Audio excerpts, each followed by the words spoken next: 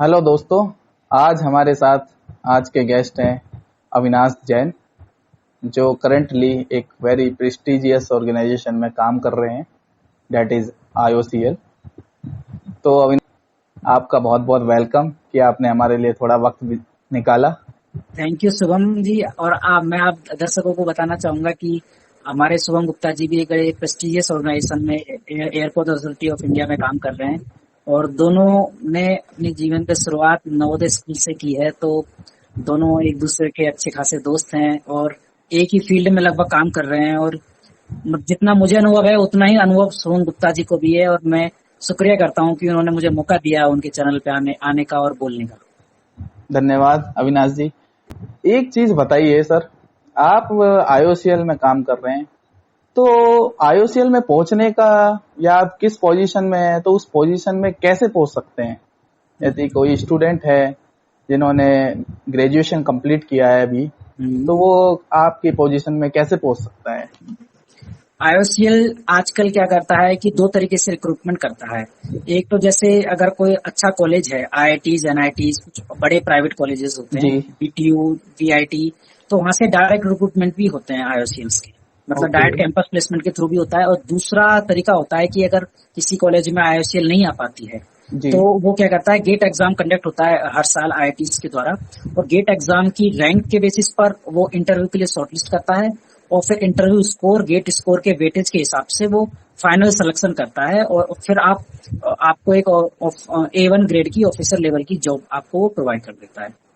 और daily basis पे इससे ब्रांच वाइज, इसमें क्या बोलते हैं, ब्रांच का गेट स्कोर जिस ब्रांच से आप करते हैं उसी ब्रांच वाइज वैकेंसीज निकलती हैं और उसी वैकेंसीज के हिसाब से फिर आपको सेलेक्ट कर लिया जाता है। ओके अविनाश जी, एक चीज बताइए, जैसे गेट का जो एग्जाम होता है उसमें अपना सिविल का स्कोप क्या रहता है कि IOCL में कितना स्कोप है कि एक सिविल ग्रेजुएट्स के लिए एक अपॉर्चुनिटी रहेगी? मतलब IOCL की जो बहुत सारी डिफरेंट डोमेन्स हैं, मतलब इसमें सिविल इंजीनियरिंग का ही नहीं बाकी दूसरे डिसिप्लिन्स का भी बहुत ज्यादा स्कोप रहता है। अगर मैं पर्सनली बात करूं, जब मेरी पहली पोस्टिंग हुई थी, मेरा डिविजनल ऑफिस में पहली पोस्टिंग हुई थी। डिविजनल ऑफिस का काम क्या होता है, बेसिकली जो अपने नए पेट्रोल पंप होते हैं उनका कंस्ट्रक्शन, उनका मेंटेनेंस, वो मैं देखता था। तो कंस्ट्रक्शन जब जहां आ गया है वहां पे आप एक सिविल इंजीनियरिंग की भूमिका आप ऑटोमेटिकली बढ़ जाती है। बिल्कुल। Construction basically civil engineering is all about construction और कंस्ट्रक्शन एग्जीक्यूशन। डिजाइन तो ऑटोमेटिकली सब प्री डिफाइंड होता है कि क्या बनना है क्या नहीं बनना है, लेकिन main part is execution. Execution के लिए मतलब डिविजनल लेवल स्तर पर एक सिविल इंजीनियर का अगर होता है तो एक थोड़ा हेल्प मिलता है और एक अच्छे से वो एग्जीक्यूट करा पाता है काम को। इसके अलावा बहुत सारे प्रोजेक्ट्स चलते हैं इंडियन ऑयल में। जैसे मान लो कोई नया टर्मिनल बन रहा है तो नए टर्मिनल पे फिर एक नए सिविल इंजीनियर को पोस्टिंग दे देते हैं। कोई भी नया ग्रास रूट लेवल पे कुछ भी कंस्ट्रक्शन हो रहा है, और नॉर्मल मेंटेनेंस तो जहां भी जिस जगह भी आपका पोस्टिंग होगी वहां पे रिक्वायरमेंट तो होता ही होता है। तो मोर और लेस की थ्रू आउट द लाइफ आपको आपका जो सिविल इंजीनियरिंग बैकग्राउंड है वो कहीं ना कहीं इस्तेमाल में आ जाता है। Okay fine. तो अविनाश जी, एक चीज बताइए, जैसे कोई भी गेट में या IOCL में एंट्री करने के लिए गेट का मिनिमम रैंक या फिर मिनिमम स्कोर कहें तो क्या रहना चाहिए? ये एक वैलिड क्वेश्चन है और वेरी गुड क्वेश्चन है, बिकॉज कि हर साल क्या होता है कि एक मिनिमम रैंक का जो क्राइटेरिया है वो चेंज होता रहता है depending on the number of vacancies IOCL is recruiting. अब जब मैंने एग्जाम दिया था उस समय IOCL ने मतलब 100 के आसपास रिक्रूट किए थे। तो जो टॉप 200 अगर रैंक आती है तो आपका एक सिलेक्शन हो जाता है। आपका टॉप 200 रैंक, बेसिकली जैसे मैं सिविल इंजीनियरिंग में था तो अगर टॉप 200 के अंदर आपकी रैंक आती है तो आपका सिलेक्शन हो जाता है। लेकिन डिपेंड करता है कि अगले साल बाद में पता चलता है कि उन्होंने 200 बच्चे लिए सिविल इंजीनियरिंग में, मैकेनिकल इंजीनियरिंग में 500 बच्चे लिए, इलेक्ट्रिकल में 400 बच्चे लिए। तो उसके हिसाब से बेसिकली जितना वैकेंसीज रहती हैं उसके हिसाब से समझ लीजिए कि अगर आप जितनी वैकेंसी है उसके 1.5 गुना तक आपकी रैंक है तो आपका एक चांस बन जाता है। मान लो अगर 100 वैकेंसीज हैं तो आपका 150 से 200 रैंक के बीच अगर आपकी रैंक है तो देर में भी चांस की आप इजीली सेलेक्ट सकते हैं। उसके अगर बात की के लिए आपको थोड़ा इंटरव्यू में थोड़ा ज्यादा एफर्ट देना पड़ता है और तो इस तरह से हो जाता है। तो सर कुछ वेटेज रहता है इंटरव्यू का और गेट का जी। कुछ क्या अरे डिस्ट्रीब्यूशन रहता है, कुछ बताएं। जो भी अपनी पीएसयूज होती हैं, सबका अपना अपना क्राइटेरिया होता है। और ओके। आईओसीएल के केस में क्या होता है कि जो गेट स्कोर होता है वो 85% वेटेज होता है और इंटरव्यू का 15% वेटेज होता है। तो मोर और लेस बेसिकली आपका गेट स्कोर एक पूरा क्राइटेरिया बन जाता है सिलेक्शन का।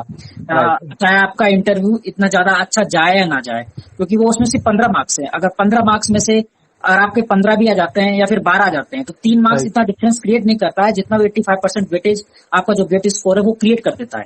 राइट तो राइट राइट। आपको कोशिश ये करनी है कि अच्छे से अच्छी रैंक लाए, ताकि आपका जो इंटरव्यू का जो फैक्टर है वो जी पूरी जी। तरीके से ही खत्म हो जाए, आपको सोचना ना पड़े और आपका फिर जॉब एक तरीके से सिक्योर हो जाता है अच्छी रैंक राइट। लाने पर। अविनाश जी एक चीज बताइए, आपका क्या गेट रैंक रहा है अपने समय में? मेरा ऑल इंडिया रैंक 2 रहा था। 2019 में मैंने गेट में 2 रैंक हासिल किया था सिविल इंजीनियरिंग से। बहुत बहुत बधाई हो आपको। हाँ, उससे पहले 2 दफा मैंने गेट एग्जाम लिखा था। जब मैं कॉलेज से पास आउट हुआ था 2017 में, उस टाइम ओके मेरा 954 रैंक था। और उसके बाद ओके अगले साल, उस समय लास्ट ईयर थोड़ा तैयारी किया था इसलिए 954 आया। उसके बाद नेक्स्ट ईयर विदाउट एनी मतलब preparation I just went for exam और मेरा राइट। लगभग 8-9 हजार के करीब रैंक आया। ओके। और उसके बाद फिर मैं जब सीरियसली प्रिपेयर किया तो फिर नेक्स्ट ईयर मेरा 8-9 हजार से डायरेक्ट 2 रैंक आया। मतलब आपने ठान लिया था कि अब हाँ, मतलब टॉप 10 में ही आना है। नहीं, ऐसा कुछ नहीं था। बेसिकली ये था कि अच्छी रैंक स्कोर करना है। राइट। रैंक अच्छी आ गया वो एक तरीके से लक फैक्टर होता है कि इट्स ऑल अबाउट लक कि आपका 100 में रैंक आ जाता है। जी जी जी। एक चीज और बताइए, सीएल में है तो सबसे बड़ी लोगों को क्वेरी रहती है कि यहाँ पे क्या सैलरी रहती है, क्या पक्ष रहते हैं, तो एक बड़ा ही लुक्रेटिव आईओसीएल का बताते हैं, तो आप थोड़ा बताइएगा इससे। सैलरी जैसे अब देखो, अगर if someone person is comparing government of India's job salary with respect to IT sector salary, right तो वो एक जैसे बिल्कुल ही समझ लो कि वो दूसरी दुनिया में जी रहा है। क्योंकि राइट गवर्नमेंट की सैलरी और प्राइवेट सेक्टर में जो आईटी कंपनीज है मोस्टली, उनकी सैलरी से अपन कंपेयर नहीं कर सकते। राइट। और ना ही कोई सैलरी ग्रोथ के मामले में ऑब्वियस बात है कि आईआईटी सेक्टर कंपनीज में इनिशियली में अगर आप देखेंगे, अच्छे कॉलेज से अच्छा बंदा 20 एलपी इजिली ले लेता है। और फिर वो डाउन द लाइन अगर 4-5 ईयर्स में वो 35, 40, 50 लाख एलपीए भी आराम से अचीव कर सकता है। पर बिल्कुल अपना in case of our government, जैसे मैं आईओसीएल में हूँ, जी। मैं 5 साल बाद मुझे पता ही नहीं चलेगा कि मेरी सैलरी ज्यादा बढ़ी है या नहीं बढ़ी है। अगर आप पर्क्स की आप बात करेंगे तो बेसिक जैसे हमारा ऑफिसर लेवल का 60,000 बेसिक रहता है। इसके अलावा एचआरए, डीए और इसके अलावा कैफेटेरिया अलाउंस रहता है। और इसके अलावा आप लैपटॉप अलाउंस ले सकते हैं, मोबाइल अलाउंस ले सकते हैं और फर्नीचर अलाउंस ले सकते हैं। ये इसका वो रहता है कि हर साल नहीं रहता। मतलब मोबाइल आपको 3 साल में एक बार मिलेगा, फर्नीचर आपका 5 साल में मिलेगा, लैपटॉप आपको 3 साल में मिलेगा। इस तरह से इनका वो रहता है। ओके। अगर इन हैंड आपका अगर देखेंगे वेरी करता है, लगभग 70 से 80 के हजार आपका इन हैंड आ जाता है okay. After all deductions, basically tax deduction, PF deduction जो भी होता है, 70 to 80,000 we can expect. Okay, that's a good salary I हाँ, think. It is a good salary for entry level point of view. अगर आप normal private companies में जाते हैं सिविल इंजीनियरिंग में, जी तो जी आपको 40,000 से ज्यादा नहीं मिलता है, 40-50 हजार से बिल्कुल। ज्यादा आपको नहीं राइट राइट राइट राइट। तो इसके अलावा एक चीज और बताइए, जैसे आपने गेट में 2 रैंक हासिल की है ऑल इंडिया, मिलता।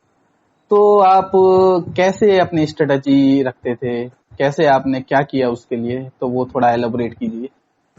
मैंने एक्चुअली ज्यादा मेहनत तो पूरा लगता ही, एफर्ट लगता है। राइट और एक्चुअली क्या था कि मेरा कॉलेज में मैं थोड़ा बहुत पढ़ लेता था, तो वो जो मैंने कॉलेज के टाइम स्टडी की थी, तो जो कॉन्सेप्ट्स थे, वो कुछ कॉन्सेप्ट्स मुझे याद थे जो मुझे ड्यूरिंग द प्रिपरेशन हेल्प किए। इवन जैसे last year of my college I was preparing, तो ज्यादा प्रिपेयर नहीं किया लेकिन थोड़ा बहुत प्रिपेयर किया, तो एक थोड़ा आइडिया था कि क्या करना है क्या नहीं करना है। पर उस समय जब मेरी रैंक आई, तो तब मुझे ऐसा लगा कि अगर मैं अच्छे से सीरियसली प्रिपेयर कर रहा होता तो I would have got much better rank. तो फिर उसलिए जब मैंने जॉब छोड़कर जब मैं डायरेक्टली एक कोचिंग ज्वाइन किया, ताकि कोचिंग से आपको एक डायरेक्शन मिल जाती है और एक रूटीन बन जाता है कि भैया कि आपको क्लासेस जानी है, पढ़ना है, फिर आपका एक तरीके से आप ध्यान नहीं भटकता है। बेसिकली एक रूटीन देने के लिए, माहौल के लिए कोचिंग का मैंने यूज किया। बिल्कुल। और कम टाइम में मुझे ज्यादा कुछ का मैंने सिलेक्शन यूज किया, और कोचिंग में जो नोट्स पढ़ाते थे, डेली जो नोट्स होते थे वो घर आके पढ़ता था, और उससे रिलेटेड जो भी क्वेश्चंस होते थे वो सारे सॉल्व करता था डेली बेसिस पर, ओके ओके। और साथ में शॉर्ट नोट्स बनाता था। तो यही इसी प्रोसेस को मैंने मतलब बार बार किया बेसिकली। भूल जाता हूँ तो दोबारा पढ़ लो, राइट राइट। समझ में नहीं आता है तो दोबारा पढ़ के फिर समझने का प्रयास करो। ये इटरेटिव प्रोसीजर है, जितनी बार करोगे उतना आपको थोड़ा बहुत एफर्ट मतलब plus plus plus plus gain होके वो आपको फाइनल आउटकम अच्छा दे देता है। Means the compounding effect will be work after हाँ अ लॉन्ग हाँ टाइम। हाँ हाँ। ऐसा राइट होगा कि आप 50% पढ़े, तो राइट दूसरी बार पढ़ा तो 80% पढ़ा, फिर 85% राइट। हुआ, फिर 86%, 87%, फिर धीरे धीरे बढ़ता है। फिर ऐसा नहीं है कि शुरुआत का लंबा जंप होता है, एक जी तरीके जी। से अपन बोल सकते हैं कि सीधा इस तरह का कर्व हो गया, इट्स बाद में टेक्निक इट्स समझ में आएगा। Right right. It's very easy to attain 70-80 marks, but हाँ, it's highly takes hard work, lot of hard work, lot of time to take या up to 85 or 90। Exactly. Right right right. Avinash ji, एक चीज और बताइए कि आईओसीएल में life balance कैसा रहता है, पर्सनल लाइफ और प्रोफेशनल लाइफ, थोड़ा सा, क्योंकि लोगों को बहुत डाउट रहता है कि पर्सनल लाइफ हमारी हैम्पर तो नहीं होगी एंड ऑल दैट, तो थोड़ा सा। आईओसीएल में बेसिकली क्या है कि जो लाइफ बैलेंस है, it depends totally on the posting. Okay basically आपकी पोस्टिंग कहाँ पर है, और आप किस बॉस के अंदर पोस्टिंग है, और आपका बॉस कैसा है। ओके। बेसिकली बेसिकली ये आईओसीएल की बात नहीं है, ये आप किसी भी कंपनी में चले जाएं, आपका वर्क राइट लाइफ बैलेंस उसी पे डिपेंड करता है कि आपकी पोस्टिंग लोकेशन क्या है, और राइट उससे ज्यादा फैक्टर डिपेंड करता है आपका बॉस कैसा है। अगर आपका बॉस सपोर्टिव है तो आपको काम करने में मजा आएगा, और आपका वर्क लाइफ बैलेंस भी अच्छा बना रहेगा। राइट और सपोर्टिव नहीं है तो राइट। भैया वर्क लाइफ बैलेंस भूल जाओ। सीधी बात है। यूज ये एक तरीके से यूज फैक्ट है ये। अपन को दूर से देखने पे लगता है कि यार वर्क लाइफ बैलेंस अच्छा होगा, लेकिन काम देखो खूब होता है पीएसयूज में। नो डाउट आप भी पीएसयूज में काम कर रहे हैं, राइट काम की कोई कमी नहीं होती है, और कभी पेंडेंसी कभी खत्म नहीं होती है राइट राइट राइट। है ना। पेंडेंसी एक ऐसी चीज है जो कभी खत्म नहीं होने वाली, तो आपको रात में भी याद कर लेंगे कि यार ये काम हुआ कि नहीं हुआ। तो वर्क लाइफ बैलेंस इस तरह का कुछ होता नहीं है, वो आपके मेंटली डिपेंड करता है कि आप उसको कैसे टैकल कर पाते हैं, और आपका बॉस के साथ रिलेशन कैसे हैं। और बॉस अगर आपका सपोर्टिव है तो आपको पता चलेगा कि आप ज्यादा काम कर रहे हैं, लेकिन फिर भी आपको वर्क लाइफ बैलेंस आपका अच्छा है। और कभी कभी ऐसा होता है कि आप काम कर भी नहीं रहे हैं और फिर भी वर्क लाइफ बैलेंस बिगड़ रहा है, ऐसा होता ओके ओके ओके। तो अविनाश जी, आपसे बात करके काफी अच्छा लगा, है। और hopefully the peoples likes this video also. Yeah बिल्कुल। और कुछ कहना चाहो आप, कि कुछ टिप्स देना चाहो एट द एंड, मैं ये तो कहना चाहूंगा कि जो गेट एग्जाम लिख रहे होते हैं, हर साल गेट एग्जाम एस्पिरेंट्स लिखते हैं, वो जनरली क्या करते हैं कि अ, अ, मेहनत तो करते हैं लेकिन फिर बाद में एक पास से भटक जाते हैं।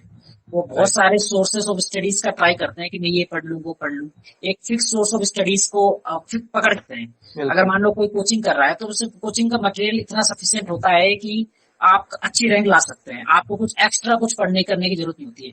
वही same fix amount of subject है, उसको एक बार दो बार तीन बार पढ़ते रहो बस, बिल्कुल। और कोई रिपीटेटिव। मतलब कुछ रिपीटेटिव करते रहो, जितनी बार करोगे। इसलिए आप देखते रहोगे कि जो अच्छी गेट में जो अच्छी रैंक लाते हैं ज्यादातर रिपीटर्स होते हैं, क्योंकि वो 2 या 3 बार कर चुके होते हैं, तो उनको एक आइडिया लग जाता है चीजों का। फ्रेशर्स लोग उतनी अच्छी रैंक अटेंड नहीं कर पाते हैं। मेन रीजन ये है कि जितना आप रिपीटेशन करोगे, जितना राइट। आप फोकस्ड होकर रिपीटेशन करोगे, उतना आपके लिए बेनिफिशियल होता है। Okay okay. तो अविनाश जी, आपके साथ बात करके काफी अच्छा लगा। नहीं, मुझे भी आपके साथ बहुत अच्छा लगा। आपकी जो स्माइल है वो दिल दिल दिल बहलाने वाली smile. Thank you Avinash. Thank You you so gave much.